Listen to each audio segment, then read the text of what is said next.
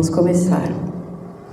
A Nigéria é um país da África, né, continente africano, é o país mais populoso, com cerca de 232,7 milhões de habitantes, sendo 106 milhões cristãos. Então, é uma base de metade muçulmano, metade cristãos. E tem outras minorias.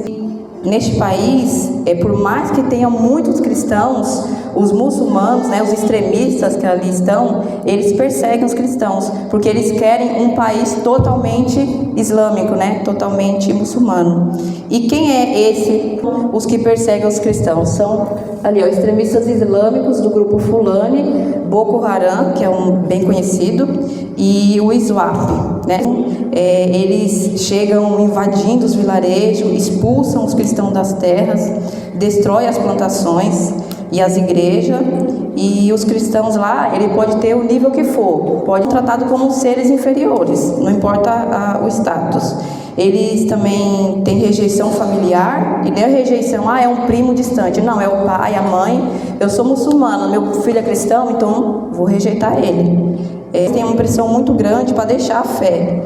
E milhões, né, destes cristãos, eles estão lá no vilarejo, então são atacados, então eles não têm mais para onde ir. E aí eles ficam em acampamentos, eles ficam em acampamento de deslocados. E essa perseguição, ela distingue entre homens e mulheres. Os homens são marginalizados em tudo, né? Educação e no trabalho, eles são presos, são multados muitas vezes ilegalmente, sendo só o quê? Só o fato de ser cristão. São alvos específicos dos terroristas, que atacam e matam com frequência, além de sequestrar muito, né? Acontece muito sequestros de líderes religiosos. Então, um pastor ou até mesmo um padre, eles são muito visados para sequestro. E através desses sequestros, eles acabam destruindo também muitas vezes as comunidades cristãs, as igrejas que tem lá, através disso. Então, os líderes, também homens, né, religiosos, são alvos específicos. Já as mulheres, elas também são muito sequestradas e sofrem muitos e muitos abusos. As mulheres, né, mas vivem de abusos em abusos. São obrigadas a casar forçadas, são muitas vezes escravas sexuais e muitas vezes também são mortas. Então, muitas vezes a mulher cristã já é casada. Os, né, terroristas chegam lá, arrasando com tudo, leva a mulher. Tem muitas e muitas histórias dessas mulheres que nunca mais viram seus filhos. Foram levadas e lá são, como eu falei, são abusadas, são escravas e vivem nessa vida, nunca mais voltam à vida de antes. Então, é algo muito, muito pesado.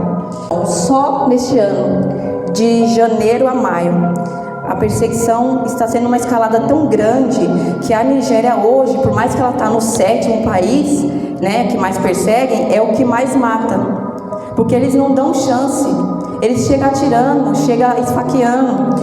Uma das coisas nesse destaque de janeiro até maio, teve lá um ataque e foram enterrar os mortos e tal, e no velório 11 cristãos foram mortos, no velório. Em abril, 5 jovens foram queimados vivos. Eu não estou falando abril de muitos anos atrás, estou falando desse abril aqui agora, que passou. 5 jovens queimados vivos, só por ser cristãos. Em maio, 42 pessoas assassinadas durante enterro coletivo. Então as pessoas já vinham ali, sofrendo, estavam ali velando, um ente, um amigo, um familiar. E ali no velório, no enterro, de novo, foram dizimados. Então, esse é o dia a dia desses cristãos. Agora, recentemente também, teve um massacre, foi o maior massacre da Nigéria, recentemente. 200 cristãos em ataque brutal, que teve como alvo as famílias deslocadas. Famílias, pais, mães, crianças, bebês. Eles não têm essa não, porque é idoso, que é mulher, que é criança, que é bebê, não tem essa não. É cristão? Então está na mira.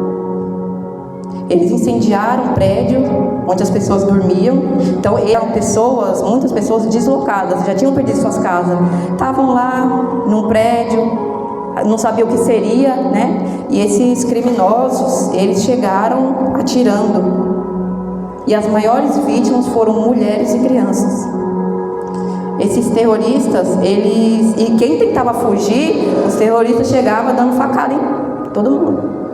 Uma testemunha disse o seguinte: o que eu vi foi verdadeiramente terrível. As pessoas foram chacinadas, os cadáveres estavam espalhados por todo lado. Outro testemunho também falou: alguns corpos estavam queimados e irreconhecíveis. Bebês, crianças, mães e pais, simplesmente dizimados. E aí eu paro e penso: que tipo de cristão que eu sou? Que tipo de cristão você é? Porque quem não se compadece dessas pessoas? Aqui a gente fala, tem perseguição, tem isso, tem aquilo. Você tem a coragem de olhar para Deus.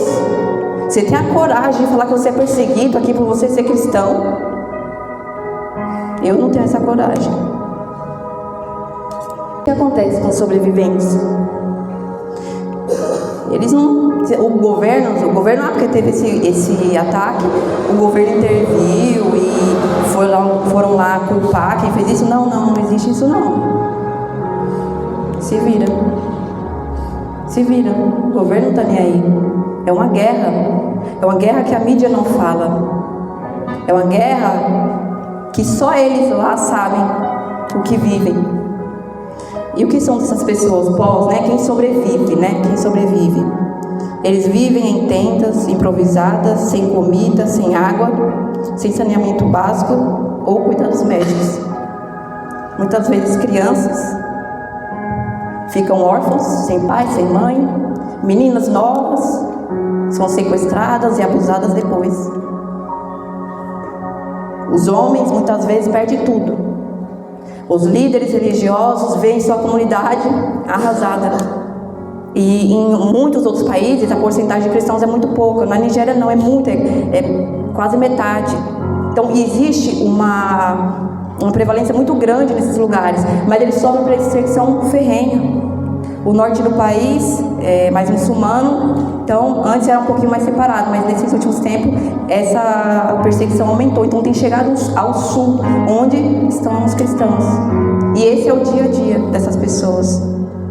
As palavras das viúvas, elas deram uma entrevista, o que elas falaram foi isso aqui: Boko Haram pode tirar-nos tudo, nossas casas, nossas igrejas, nossos maridos e nossos filhos. Eles podem até tirar nossas vidas, mas não podem tirar a nossa fé. Não podem tirar a nossa fé. E aqui muitas vezes nós estamos com a nossa fé abalada, porque Deus não fez o que eu quis. Essas mulheres, essas pessoas passam por tudo isso, mas eles continuam lá, continuam nas tendas, sem comida, muitas vezes sem ninguém, mas continuam lá, não negam a fé. Porque se eles negassem a fé, eles não seriam perseguidos. Era só negar Jesus, mas eles não negam, eles continuam. Então que hoje nós venhamos a refletir sobre a Nigéria, sobre essas pessoas, orar por elas também.